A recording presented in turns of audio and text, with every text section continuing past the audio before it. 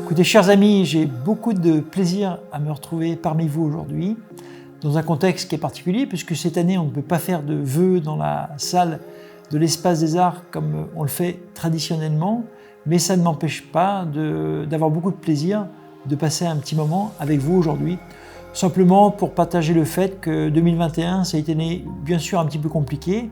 Je pense bien sûr à nos restaurateurs, je pense à nos commerçants, je pense à l'ensemble du corps médical, je pense au tissu associatif, les assurés de mon soutien.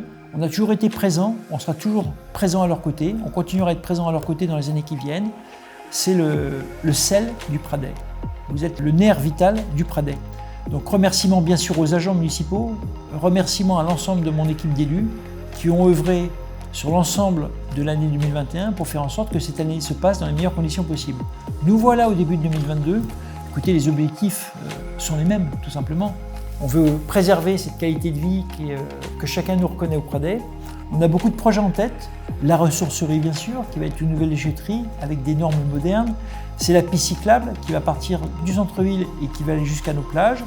C'est la rénovation du synthétique de rugby. C'est bien sûr l'école Marcel Pagnol, dont la rénovation devenait importante. Donc les premières études ont démarré. C'est important que nos enfants et nos pitchouns puissent se sentir bien dans leur lieu d'apprentissage du savoir. Et puis beaucoup de sujets qui nous tiennent à cœur, qui sont liés au développement durable. On avait, dans un premier temps, identifié une centaine de points sur lesquels planter les arbres. Et puis on a doublé cette capacité puisqu'on passe de 100 points d'implantation à 200 points d'implantation, avec l'aide de la région notamment qui finance cette opération. Je pense notamment à l'installation photovoltaïque qu'on a commencé sur l'école Sandro, qui va se poursuivre dans le cadre de l'école Marcel Pagnol, mais qui se poursuit aussi dans le cadre de la rénovation énergétique de l'ensemble des bâtiments communaux et l'installation de panneaux photovoltaïques sur l'ensemble des bâtiments de la commune. Donc vous le voyez, vous le sentez, vous le vivez au quotidien.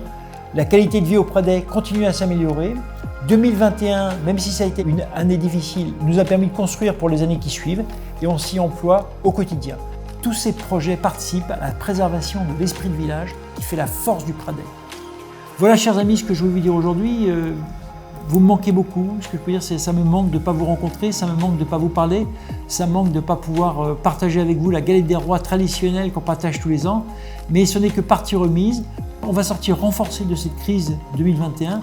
2022 va nous rendre plus forts, c'est ensemble qu'on sera plus forts, c'est ensemble qu'on prépare la sortie de crise.